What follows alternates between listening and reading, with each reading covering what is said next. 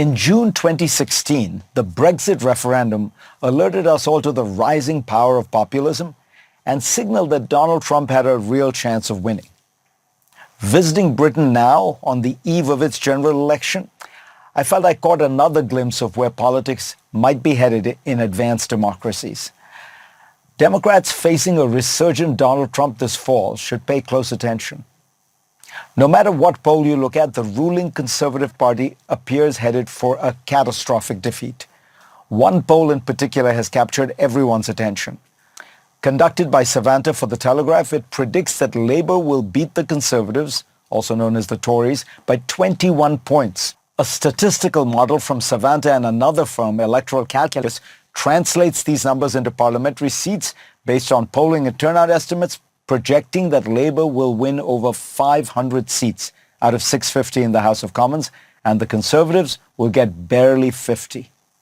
That would amount to the fewest seats won by the Conservative Party since its founding in 1834.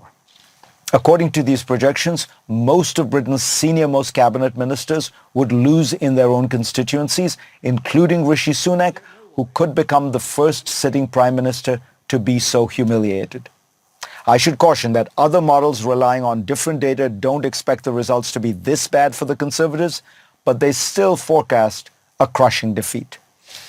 This fall from grace is particularly stunning because in the last British elections in 2019, the Tories gained a majority of 365, the largest since the Margaret Thatcher years, and Labour had its worst night at the polls since 1935.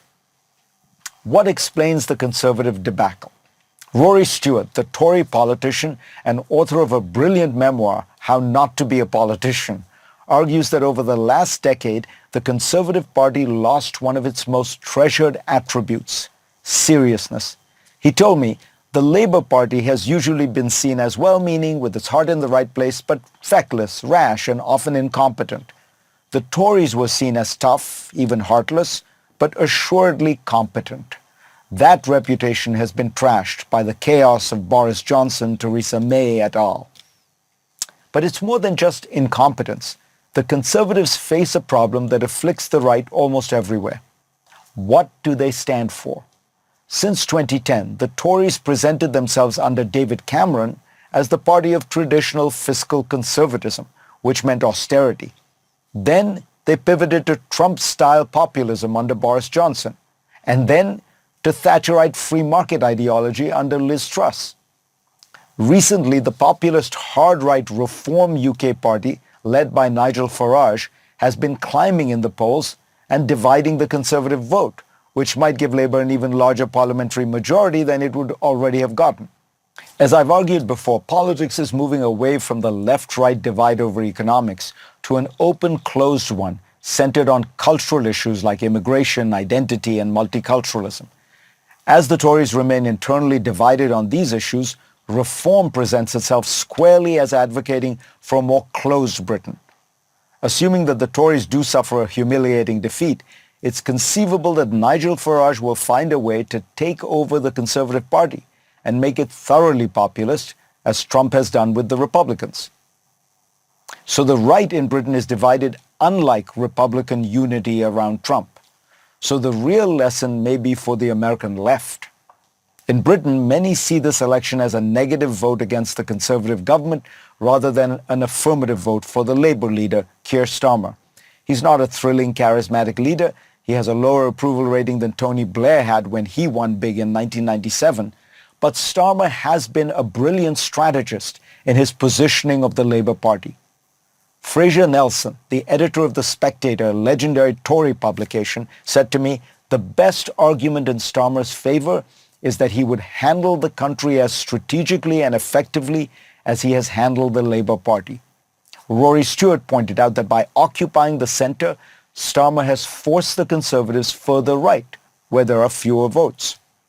Starmer took over the party from Jeremy Corbyn, a hard-left ideologue who faced numerous accusations of anti-Semitism, which he denied. Starmer purged the party of radicals, eschewed any hint of a woke agenda, and has kept Labour firmly trained on the centre ground of economic growth and better government services. Labour has mostly accepted the budget cuts proposed by the current Conservative government and is planning no major new taxes. Starmer has ruled out a return to the European Union, probably because he knows that any prospect of open migration from the continent would cede the crucial issue of immigration to the right.